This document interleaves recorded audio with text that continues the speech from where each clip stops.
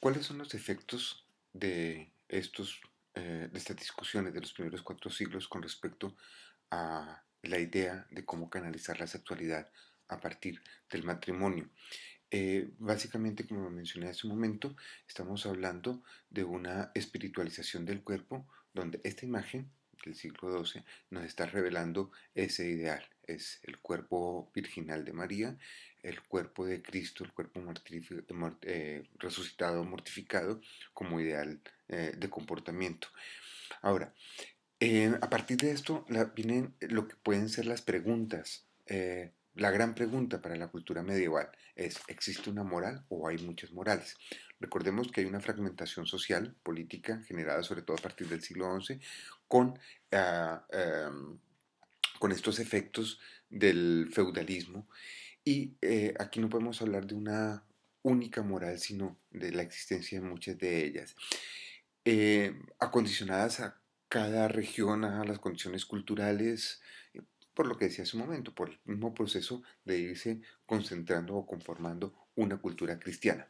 Las características fundamentalmente son las que se van a recoger para el Concilio Cuarto de Letrán, fundamentalmente es un matrimonio estable, la idea de la fidelidad conyugal, la dependencia recíproca, la no existencia del placer dentro del matrimonio y matrimonio para procreación. Es decir, esto tiene un proceso de evolución que es el que se comienza a evidenciar en ese tipo de sociedades.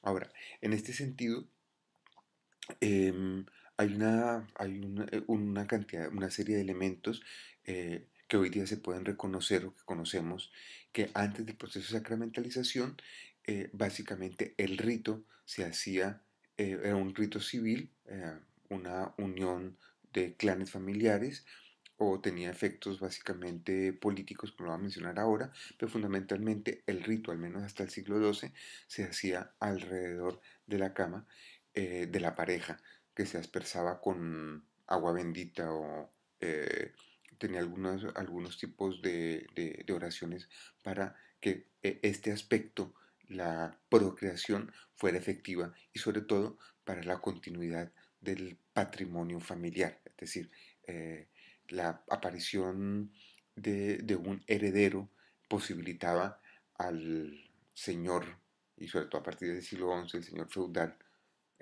la generación de descendientes que heredarán su patrimonio. Ahora, allí es donde donde vemos los efectos políticos, los elementos sociales que aparecen dentro de la idea del matrimonio para los siguientes siglos. Uno, como tradición romana o elemento que proviene de la tradición romana, básicamente el matrimonio servía para transmitir el patrimonio. De aquí la exigencia de la virginidad a la mujer, sobre todo a partir del siglo IV en la tradición cristiana. La virginidad simplemente tiene sentido en la medida en que le asegura al futuro marido que la mujer no tiene hijos de un matrimonio antes que dispute por razones de mayorazgo, es decir, que el mayor herede todo el patrimonio familiar. Ahora, en este sentido, el matrimonio también por tradición romana era una transacción entre familias. Y esto es lo que involucra muy hasta el siglo XVIII, es decir, hasta hace muy poco tiempo, que el matrimonio sea básicamente una alianza entre familias, no necesariamente, y que no necesariamente generara un vínculo conyugal. Ahora, un aspecto que va a desarrollarse en la tradición cristiana, sobre todo en la medida en que se va sentando en el espacio europeo del siglo VI en adelante, es el poder familiar, es decir, crear alianzas matrimoniales va fortaleciendo coronas, va fortaleciendo feudos, va fortaleciendo casas, es decir, el matrimonio se entiende básicamente como un sistema de alianzas políticas. Simplemente habría que recorrer la historia europea de estos siglos para dar cuenta cómo los territorios van cambiando en relación al tipo de alianzas que se van formalizando de un lado a otro. Otro aspecto que es importante tener en cuenta para ver cómo se va consolidando la idea de matrimonio en el occidente cristiano es la permanencia o la introducción de costumbres de los diferentes pueblos germánicos. Cuando se suman estas características, estos elementos de los pueblos germánicos a la tradición cristiana, vamos viendo cómo comienza a aparecer la idea del matrimonio, al menos con sus efectos civiles.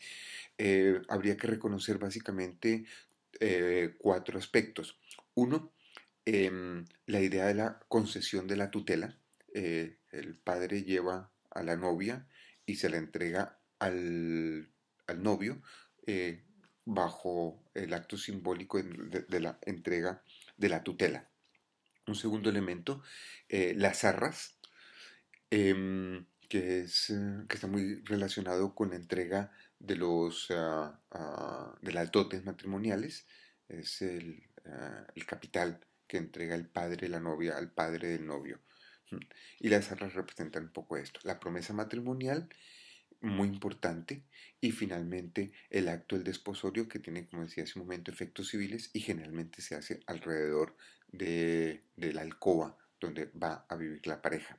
Es decir, que le asegure al padre del novio que va a haber descendencia y continuidad de su patrimonio.